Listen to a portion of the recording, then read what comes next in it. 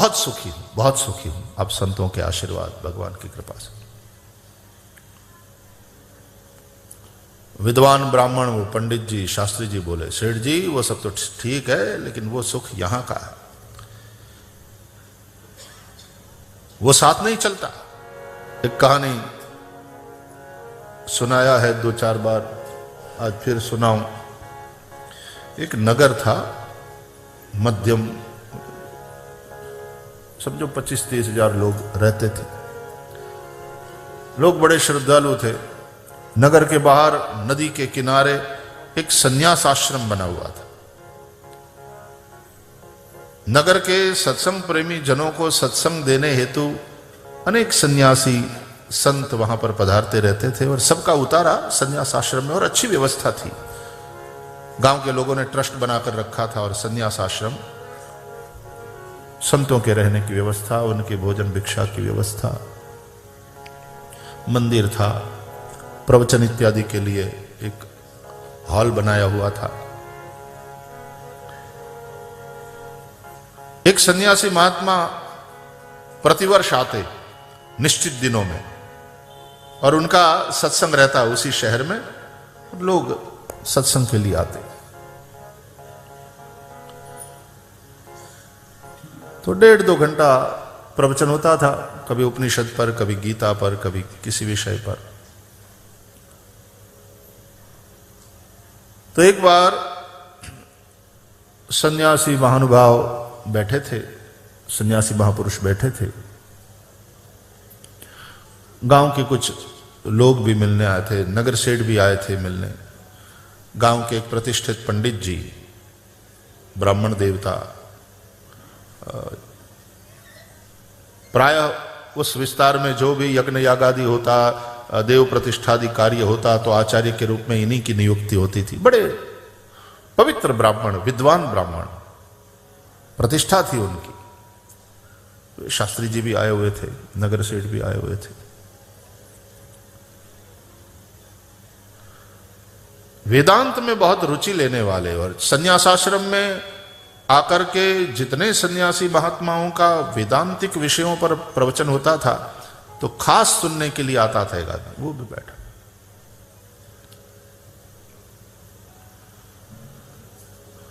सब महाराज जी के दर्शन के लिए और प्रणाम करने आए थे। चर्चा चल रही थी। तो सेठ जी ने प्रणाम करके, क्यों कैसा है सब, आनंद में, पूछा महाराज जी ने। महाराज जी बड़ी कृपा है, आप संतों का आशीर्वाद है। पहले पहले जब आए थे तो एक फैक्ट्री थी, आज 5 है। धंधा काफी बढ़ रहा है। 4 में से 3 बच्चों की शादी हो गई, दोनों लड़कियां ससुराल में। भगवान की दया है, इस उम्र में भी स्वास्थ्य ठीक है, कोई समस्या नहीं, पत्नी अनुकूल मिली है, सब प्रकार। मुझे तो लगता है बड़ी भगवान की कृपा है, बहुत सुखी हूं, बहुत सुखी हूं आप संतों के आशीर्वाद, भगवान की कृपा से। विद्वान ब्राह्मण, वो पंडित जी, शास्त्री जी बोले, सेठ जी वो सब तो ठीक है, लेकिन वो सुख यहां का है, वो साथ नहीं चलता।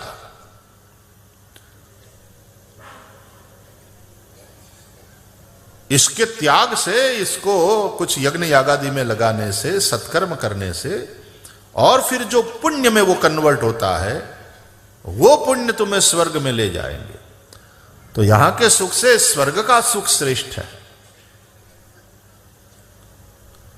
तो महत्वपूर्ण बात यह है कि आपकी धर्म में निष्ठा है, आप यज्ञ यागादि कराते रहते हैं, आप पूजा पाठ कराते रहते हैं, आप दान धर्म करते रहते हैं, बांटते रहते हैं।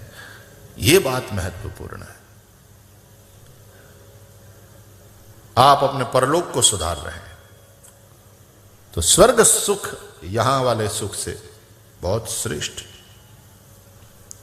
तो वेदांती वो बोला, भैया स्वर्ग सुख भी कहां शाश्वत है। महाराज जी गीता में समझा रहे हैं, तुमने सुना नहीं? अरे स्वर्ग में जाने से पहले पुण्य का एडवांस में किराया भरना पड़ता है, वहां जमा करना पड़ता है। और स्वर्ग में रहते हो, स्वर्ग का सुख भोगते हो, तो तुम्हारे पुण्य क्षीण होते रहते हैं, और जैसे ही पुण्य का क्षय हो गया फिर से आना पड़ता है संसार में। तो स्वर्ग सुख भी शाश्वत नहीं है। इसलिए स्वामी जी जो कहते हैं उस मोक्ष सुख की बात करो।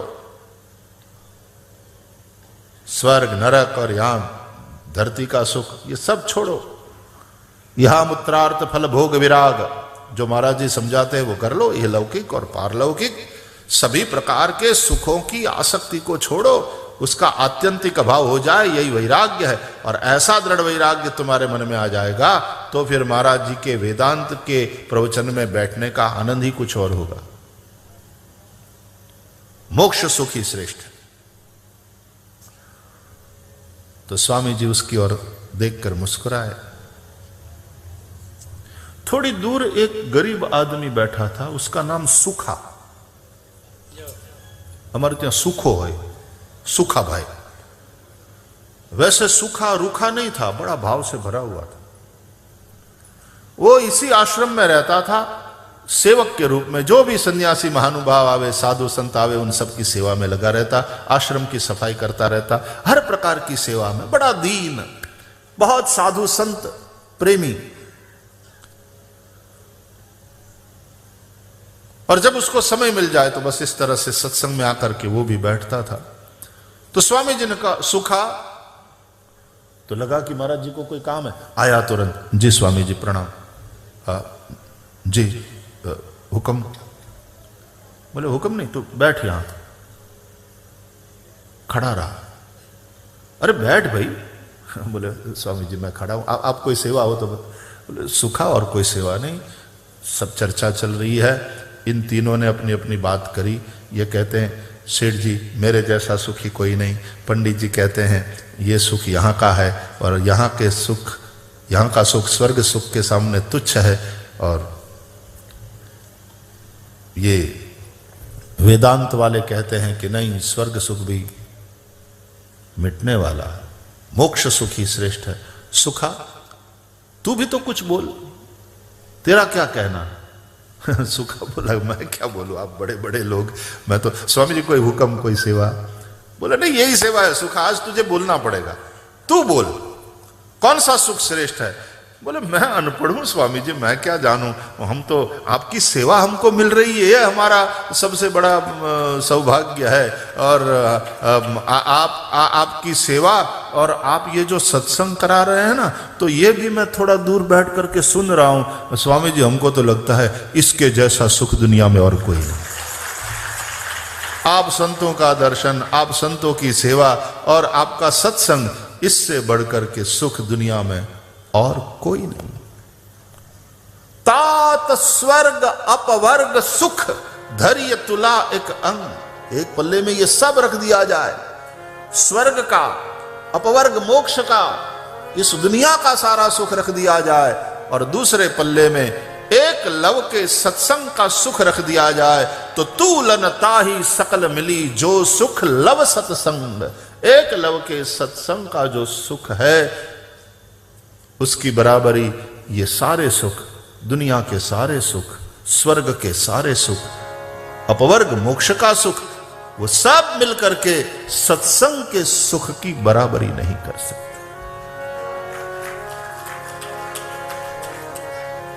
सत्संग शैव धीर नृणाम।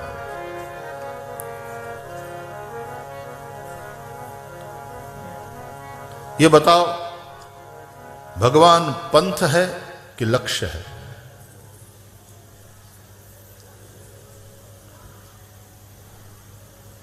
भगवान को हम लक्ष्य मानते और कहते हैं कि महाराज किस पंथ से जाएं, आप रास्ता बताओ।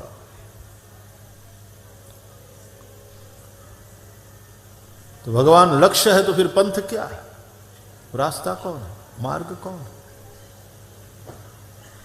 जहां से तुम चले थे वो क्या है? वास्तव में सब कुछ वही है, उसी से ही व्याप्त है। केवल तुम्हारे मन का ये खेल है कि यहां से चले, वहां पहुंचे, मार्ग में कोई और मिल गया, और ये खेल होगा, ये नाटक चलता रहेगा।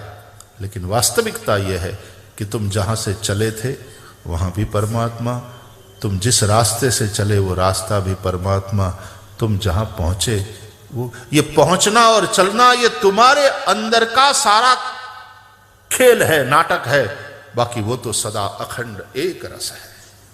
वहां तो तदे जति तन्ने जति तद दूरे तदवती, उसके विषय में क्या कहोगे?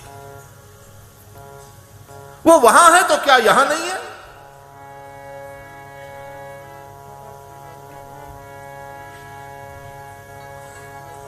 वृंदावन से फिर चलोगे तो हां भक्ति मार्ग की बात है और ये होना ही चाहिए, तुम्हें बिहारी जी का वियोग सताना चाहिए। क्या मजा आया, क्या आनंद लिया। वृंदावन को छोड़कर, बिहारी जी को छोड़कर जाने का मन नहीं होता। ये भक्त की भूमिका है, ये भक्त का भाव है।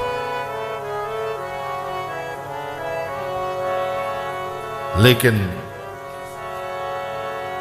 हकीकत यह है कि जब घर पहुंचोगे तो वहां भी ये बिहारी जी बांसुरी बजाता हुआ मिल जाए, वो कहां नहीं है। वृंदावन जाने को जी चाहता है, वृंदावन जाने को जी चाहता है, वृंदावन जाने फिर याद आएगी जी चाहता, फिर वृंदावन जाने को जी चाहेगा, वृंदावन जाने को जी चाहता है, वृंदावन जाने को जी चाहता है, वृंदावन जाने को जी चाहता है, वृंदावन जाने को जी चाहता है, वृंदावन जाने को जी चाहता है, नैना लड़ाने को जी चाहता है, नैना लड़ाने को जी चाहता है, नैना लड़ाने को जी चाहता है, नैना लड़ाने को जी चाहता है, अरे वृंदावन जाने को जी चाहता है,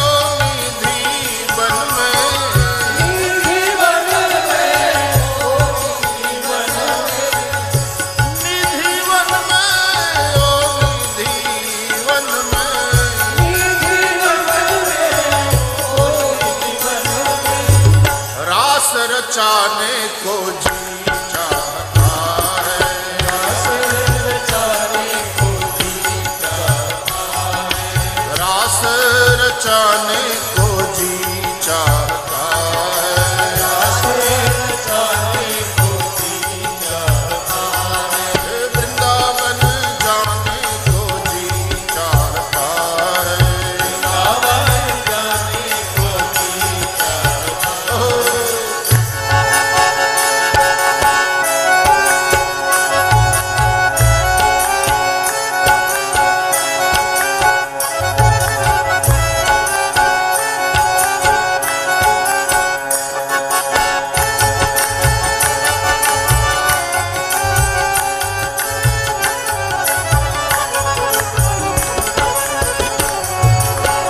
वृंदावन में गोपेश्वर में, वृंदावन में गोपेश्वर में, वृंदावन में गोपेश्वर में, वृंदावन में गोपेश्वर में, गोपेश्वर में, गोपेश्वर में,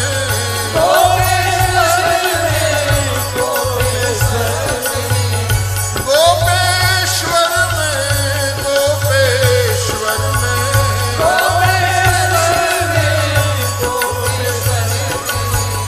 ध्यान लगाने को जी चाहता है,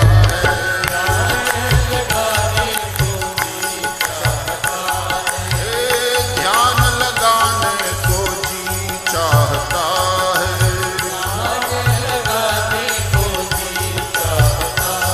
ओ वृंदावन जाने को जी चाहता है,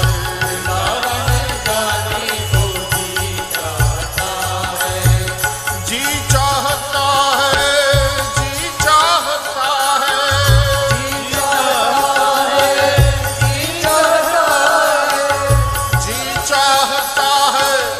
जी चाहता है,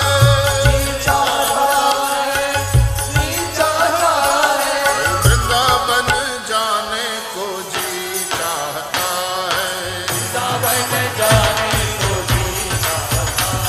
हे वृंदावन जाने को जी चाहता है, ओ वृंदावन जाने को जी चाहता है, वृंदावन में माँ के बिहारी, वृंदावन में माँ के बिहारी, ओ माँ के बिहारी मेरो माँ के बिहारी, ओ माँ के बिहारी मेरो माँ के बिहारी, हे नैना लड़ाने को जी चाहता है, ओ नैना लड़ाने को जी चाहता है, हे वृंदावन जाने को जी चाहता है, ओ वृंदावन जाने को जी चाहता है, जी चाहता